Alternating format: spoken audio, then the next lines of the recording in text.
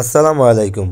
গত কিছুদিন আগে একটা ভিডিওতে আপনাদেরকে দেখিয়েছিলাম যে আমার এই পেয়ারা গাছটার মধ্যে কিছু সংখ্যক পেয়ারার যে ফুল আসছে ওই ফুলগুলো আপনাদেরকে ভিডিওর মাধ্যমে দেখিয়েছিলাম।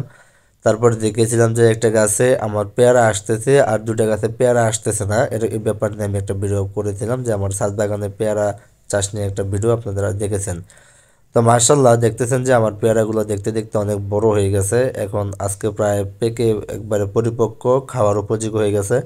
তো সবসময় শুধু আপনাদের চাষবাসের ভিডিও দেখাই, আপনাদেরকে এই ফল আমি কিভাবে সংরক্ষণ করি খাই এই ভিডিও দেখাবো না, আসলে এটা যায় না।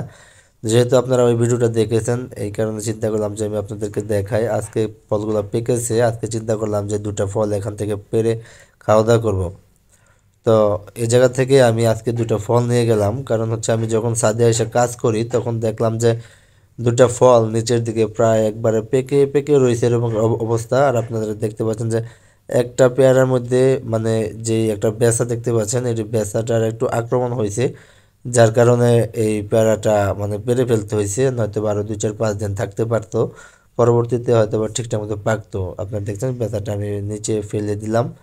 আর এমনিতেও পেয়ারাটা খুবই সুস্বাদু, খুব মিষ্টি। গত বছর লাগানোর পরে অনেক সুন্দর মানে 2 3টা পেয়ারা হয়েছিল। তো ওই পেয়ারাগুলো খুবই সুস্বাদু ছিল। ওই জায়গা থেকে আমি আপনাদেরকে বলছিলাম খুবই মিষ্টি পেয়ারা। আর এই জাতের পেয়ারাগুলো খুবই সুস্বাদু হয়ে থাকে। আর এই পেয়ারাগুলো আমি এই দুটা নিয়ে আসলাম। তো খাইতেছি, খুবই মানে ভালো ফিল করতেছি, বেটার কন্ডিশন।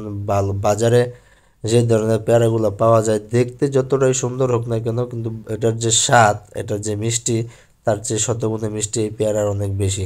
তো আপনাদেরও দাওয়াত রইল। সালামু আলাইকুম।